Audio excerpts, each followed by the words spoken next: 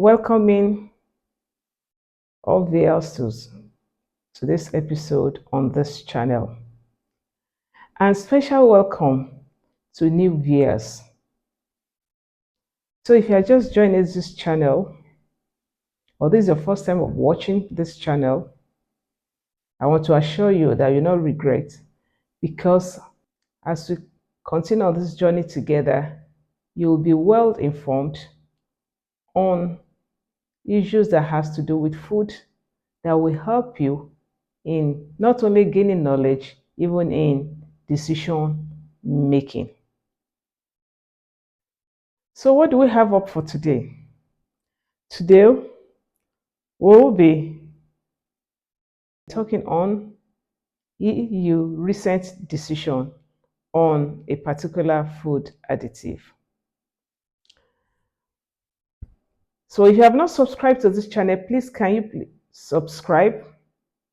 I'd like you to comment, to share, and to like. Not only that, please switch on your notification button so you'll be informed whenever we roll out on this channel. So what is that particular food additive that EU has made a submission on? The food additive is saccharin. We want to know what are the benefits of this additive and what are the disadvantages. What led EU to take this decision? And what are the lessons as a consumer or as consumers for all of us? So what is saccharin? Saccharin is a chemically synthesized substance that is generally added in food, even also as part of ingredients in some pharmaceutics. And it is always in the sodium form. Saccharin is used because it serves as substitute to sugar. So for those that like to take sweet things, sweetness that is linked to sugar or sweetness that is similar to sugar, saccharin is a good substitute. And saccharin has been used for a very long time. I personally, as back as in the 70s, I knew our landlord used to take his tea, his oats, his beverages, homemade beverages with saccharin.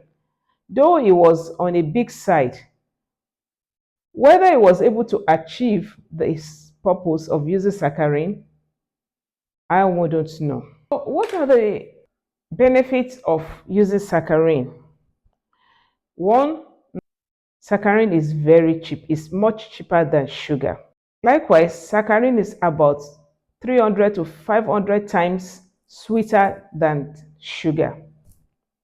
Saccharin easily dissolves in solution. So when you just put it in even in water, in anything, it easily dissolves. Saccharin, it is convenient, it is smaller in sizes. Also, has low calorie. It is not like sugar. Saccharin also helps to mask bitter taste easily. Consumption of sugar has been linked to obesity, diabetics, blood pressure, which saccharin is not linked to. But are we saying that with all said about saccharin, everything is good to go? Not really so.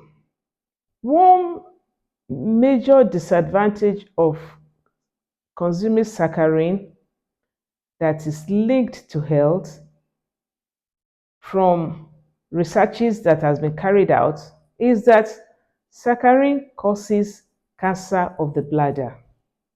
And some people are known to be allergic to consumption of saccharin.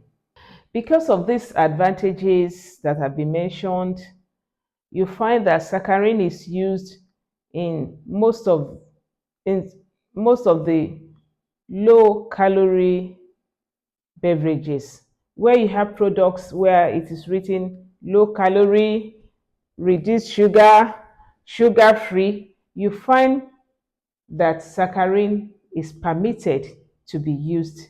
Then, how do we identify a product that contains saccharin? In the EU, there is this number E954. That is how you identify. Any product that contains saccharin must have that. What exactly did EU say about this? The European Union, through European Food Safety Authority, EFSA, have said that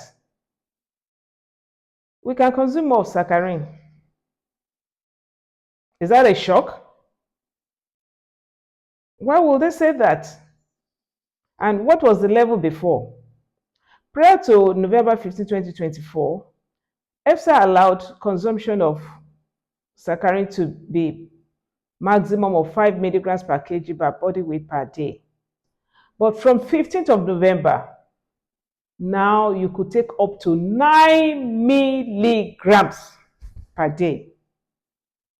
That means an increase of almost close to 100%, a difference of 4 milligrams. But I want to say, what will have made EFSA to take such a decision?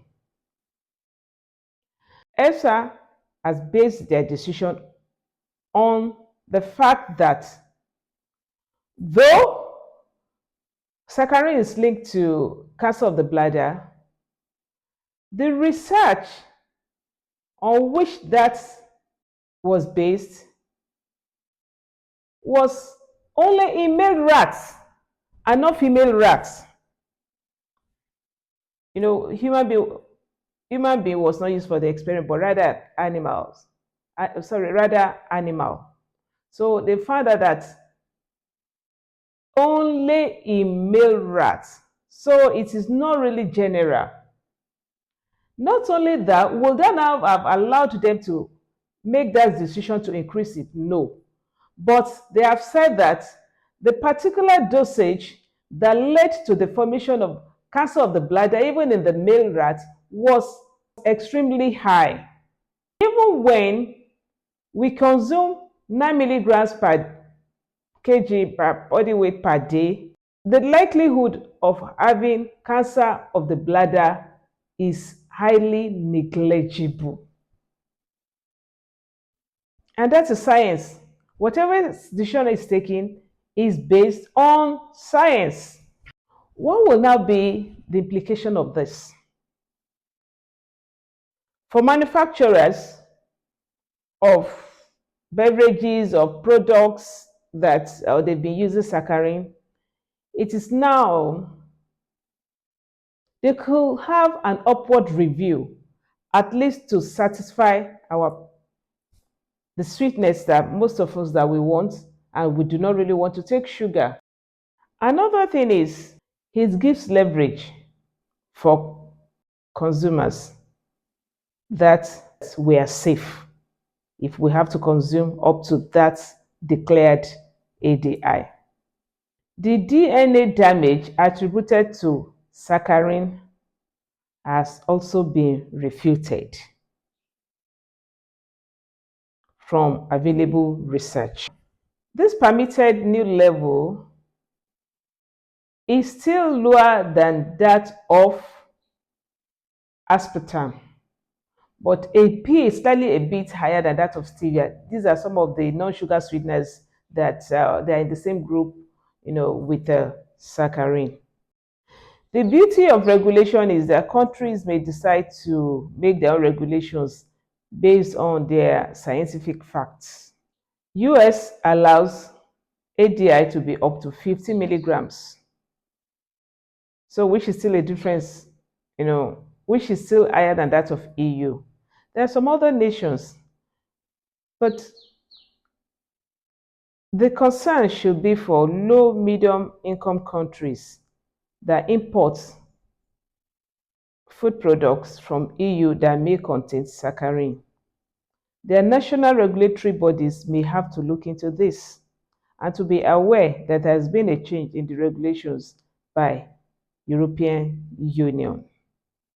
And another ponder is,